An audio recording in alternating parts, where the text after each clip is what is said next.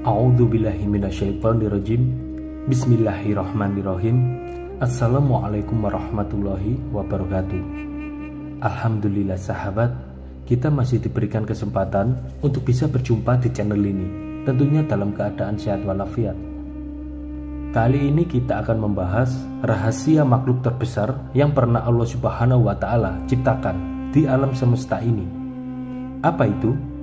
Arsyur Rahman. Bicara tentang Arash, maka Arash banyak disebutkan di dalam Al-Quran dan hadis-hadis Nabi Shallallahu Alaihi Wasallam tentang sifat-sifatnya. Sebut saja beberapa ayat dalam Al-Quran. Contohnya pada surat Ghafir ayat ke-7.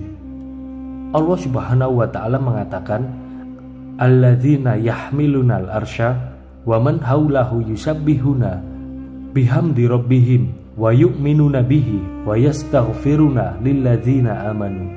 Malaikat-malaikat yang memikul aras dan juga malaikat-malaikat yang ada di sekitar aras, mereka bertasbih dengan memuji Rabb mereka, dan mereka beriman dengan Allah dan memintakan ampun dan dosa orang-orang yang beriman.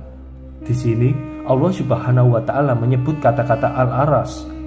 Kemudian juga ayat lain pada surat Al-Haqqah ayat ke-17. Allah katakan, wa yahmilu arsa rabbika fawqahum yauma izin zamaniyah. Dan malaikat yang memikul aras Rabbmu pada hari itu jumlahnya 8. Ada yang mengatakan 8 malaikat yang memikul aras. Ada yang mengatakan 8 syaf dari kalangan malaikat yang jumlahnya tidak ada yang tahu kecuali Allah. Saking banyaknya, wa ma ya'lamu junuda rabbika ilahu, dan tidak ada yang tahu berapa jumlah tentara Allah dari kalangan malaikat kecuali Allah saja yang tahu. Kemudian juga hadis Nabi Shallallahu Alaihi Wasallam. Nabi Shallallahu Alaihi Wasallam bersabda ketika berbicara tentang keistimewaan zikir kepada Allah Subhanahu wa Ta'ala. Jadi pada suatu ketika Nabi Shallallahu Alaihi Wasallam pernah di masjid sampai waktu duha. Kemudian Nabi Shallallahu Alaihi Wasallam terus menerus seperti itu duduk di masjid. Sampai akhirnya datanglah sahabat Nabi, kemudian bertanya soal kepada Nabi Shallallahu Alaihi Wasallam duduk seperti itu dari subuh sampai waktu duha. Kata Nabi Shallallahu Alaihi Wasallam menjelaskan bahwa dia senantiasa membaca 4 kalimat ini. Salah satunya adalah waridho nafsihi wazinata arsy, dan beratnya arash Allah Subhanahu wa Ta'ala. Artinya bahwa kalimat arash itu disebutkan di dalam Al-Quran dan juga disebutkan dalam hadis Nabi Shallallahu Alaihi Wasallam. Adapun di antara sifatnya, maka Allah Subhanahu wa Ta'ala menyebutkan di antara sifat-sifat arash itu, yang pertama, bahwa arash Allah Subhanahu wa Ta'ala itu disifati dengan Al-Majid Zul Arsyil Majid. Majid itu artinya yang maha luas lagi maha besar, Mutawasi Al-Azim, jadi makhluk yang sangat luas sekali dan besar sekali.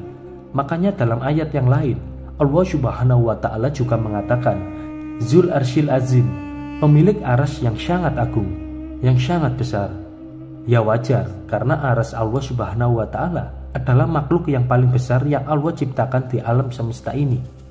Anda bisa bayangkan hadis Nabi Shallallahu Alaihi Wasallam. Hadis ini dari Abdullah ibnu Mas'ud radhiyallahu an. Qala, dia mengatakan, jarak antara langit satu ke langit berikutnya itu sejauh 500 tahun perjalanan, dan jarak antara langit ke langit berikutnya juga 500 tahun perjalanan. Bahkan jarak antara langit ke-7 ke kursi Allah itu juga 500 tahun perjalanan. Kemudian Abdullah ibnu Mas'ud mengatakan, dan jarak dari kursi ke air yang ada di atas langit itu Jadi di atas langit itu ada air, itu juga 500 tahun perjalanan. Dan aras itu di atas air, dan Allah di atas aras. Allah tidak mungkin tersembunyi sedikit pun dari amal-amal kalian. Coba perhatikan di sini, jarak bumi ke langit itu, kata Abdullah ibnu Mas'ud radhiyallahu anhu, itu perjalanan 500 tahun. Tentu kalimat perjalanan 500 tahun ini sesuai dengan apa yang kita rasakan hari ini. Coba Anda lihat bintang yang ada di langit itu. Apabila tidak sedang hujan ataupun awan tidak sedang hitam, tentu kita bisa lihat bintang itu. Sementara menurut ulama falak, satu bintang itu besarnya bisa ratusan kali bumi. Bayangkan, sementara kita hanya melihat bintang itu kecil seperti kelereng. Artinya bahwa ketika Abdullah ibnu Mas'ud radhiyallahu anhu mengatakan bahwa jarak antara bumi ke langit itu 500 tahun perjalanan, masuk di akal. Al-Imam Ibnu Hutsaimin rahimahullahu ta'ala ketika memberikan catatan kepada riwayat Abdullah ibnu Mas'ud radhiyallahu anhu ini, memang perkataan ini adalah mauquf, artinya perkataan sahabat Rasul sallallahu alaihi wasallam Abdullah ibnu Mas'ud radhiyallahu anhu.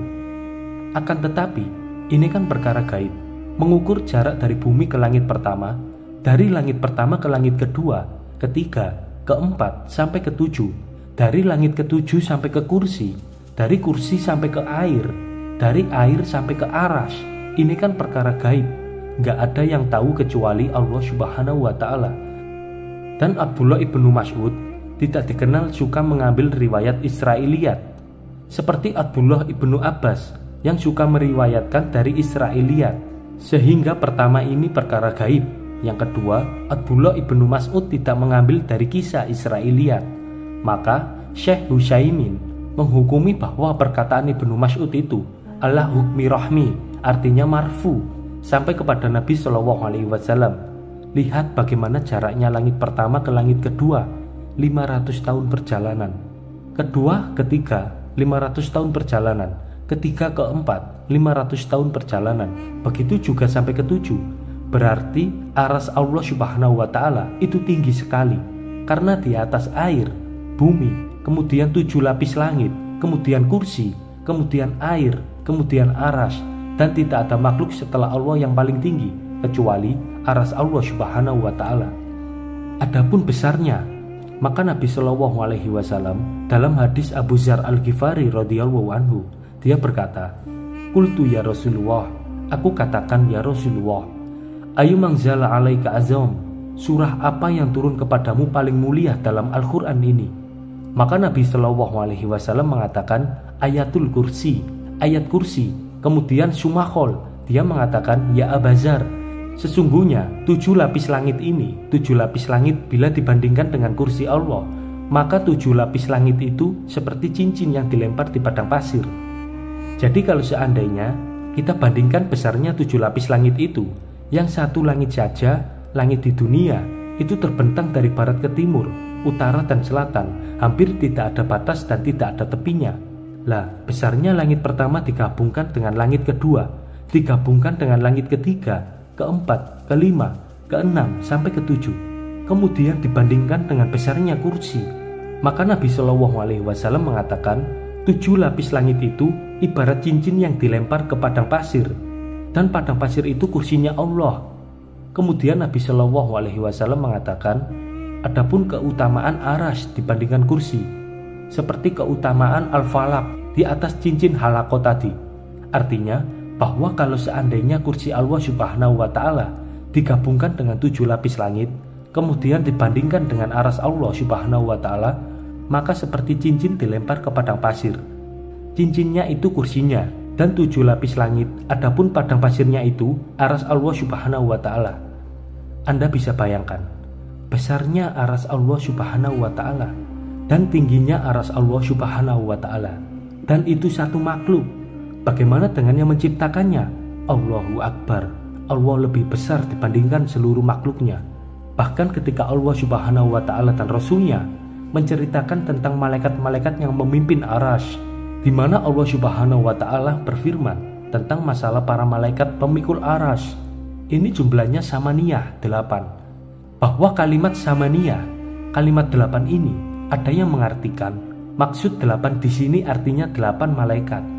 Tapi ada juga yang mengatakan yang dimaksud 8 di sini adalah 8 syaf. Jadi malaikat itu bersyaf-syaf ketika memikul aras Allah Subhanahu wa ta'ala. Sehingga jumlahnya 8 syaf. Dan satu syaf itu tidak diketahui berapa jumlah malaikat yang memikul aras Allah Subhanahu wa ta'ala. Nabi SAW pernah bersabda dalam hadis Jabir bin Abdillah radhiyallahu anhu, telah diizinkan kepadaku oleh Allah Subhanahu wa ta'ala agar aku menceritakan tentang satu malaikat dari sekian malaikat-malaikat Allah, dari malaikat-malaikat memikul aras. Perhatikan di sini. Nabi SAW ingin menceritakan betapa besarnya malaikat dari sekian para malaikat yang memikul aras Allah Subhanahu wa ta'ala. Berapa besarnya malaikat dari sekian para malaikat yang memikul aras Allah Subhanahu wa ta'ala. Kata Nabi SAW, jarak antara daun telinga malaikat pembawa aras ini sampai ke pundaknya itu sama dengan 700 tahun perjalanan. Bayangkan, ini baru mensifati lehernya saja. Kemudian dijelaskan juga tingginya malaikat pemikul aras ini. Kakinya, di mana kedua kaki malaikat memikul aras ini menembus lapisan bumi yang paling dasar.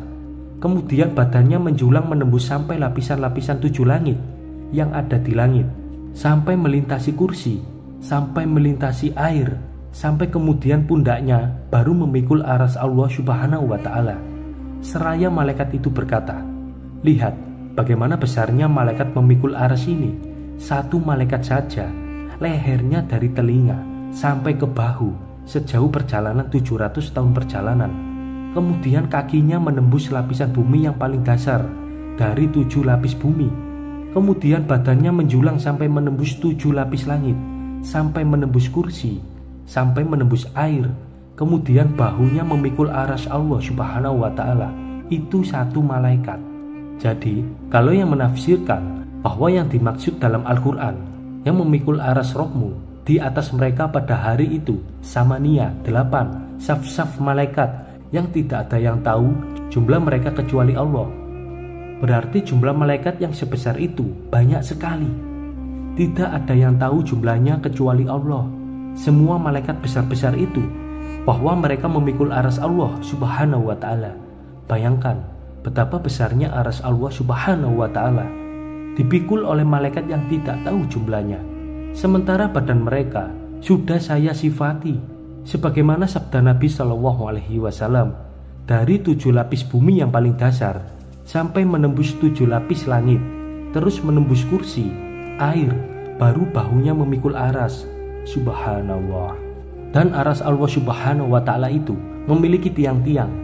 Makanya dalam sebuah hadis Nabi SAW mengatakan, pada hari kiamat manusia akan dipingsankan. Maka aku orang pertama kali siuman. Maka aku melihat Musa sedang memegang satu di antara tiang-tiang aras Allah Subhanahu wa ta'ala. Artinya aras itu punya tiang. Kemudian juga aras adalah atapnya surga. Jadi surga itu di bawah aras, dan aras itu adalah atapnya surga Firdaus. Sebagaimana sabdanya Nabi SAW, apabila engkau meminta surga, maka mintalah surga Firdaus. Surga itu yang paling tinggi, karena atapnya surga ini adalah aras Allah Subhanahu wa ta'ala. Dan setiap hari matahari selalu datang menemui Allah Subhanahu wa ta'ala dan sujud di bawah aras Allah Subhanahu wa ta'ala. Matahari itu ketika tenggelam, dia berupaya pergi menghadap Allah. Kemudian dia sujud kepada Allah di bawah aras Allah Subhanahu wa ta'ala. Inilah di antara keterangan tentang masalah aras. Lalu apa itu aras? Aras itu apa sebenarnya? Kalau kita mengacu ke bahasa Arab, aras itu memiliki beberapa makna. Yang pertama, aras itu artinya singgasana raja, asyaril malik, singgasana bagi seorang raja. Dan itu sebagaimana isyarat firman Allah Azza wa Jalla, walaha arsyun azim. Ketika burung hudhud melihat istana Ratu Balqis, maka hudhud mengatakan di hadapan Sulaiman, walaha arsyun azim, dan ratu itu memiliki singgasana yang sangat besar. Artinya bahwa secara bahasa aras itu asyaril lil malik, singgasana bagi seorang raja. Ada juga yang mengatakan secara bahasa bahwa aras itu adalah syaiful bait, atap rumah itu disebut aras. Makanya ketika Nabi Shallallahu Alaihi Wasallam menyebutkan tentang ruhnya, syuhada kal qanadil al mu'allaqah bil arash, seperti ruh yang diletakkan di gendil-gendil kemudian digantung di atap-atap arash. Ada juga yang mengatakan yang dimaksud arash secara bahasa itu artinya tiang dari sesuatu. Wallahu alam. Tetapi Al-Imam Ibnu Katsir rahimahullahu ta'ala ketika menjelaskan tentang makna arash Allah subhanahu wa ta'ala, ketika mereka mengatakan apa kursi adalah arash, kemudian ulama menjawab bahwa kursi itu sendiri, arash sendiri. Adapun kursi adalah maudhi'u qadama rahman, tempat berpijaknya kedua kaki Allah subhanahu wa ta'ala. Ini menurut pendapat yang paling syahih. Dan arash itu jauh lebih besar dibandingkan itu. Dan arash Allah adalah singgasana Allah subhanahu wa ta'ala yang memiliki tiang-tiang yang besar sekali. Kemudian juga memiliki lebar yang luar biasa, memiliki besar yang sangat besar, dan dipikul oleh 8 malaikat atau 8 syaf para malaikat. Dan arash Allah subhanahu wa ta'ala adalah makhluk yang pertama kali diciptakan oleh Allah subhanahu wa ta'ala. Itu menurut Al-Imam Ibnu Katsir rahimahullahu ta'ala dalam kitabnya Al-Bidayah wan Nihayah. Demikian yang dapat saya bagikan pada kesempatan kali ini.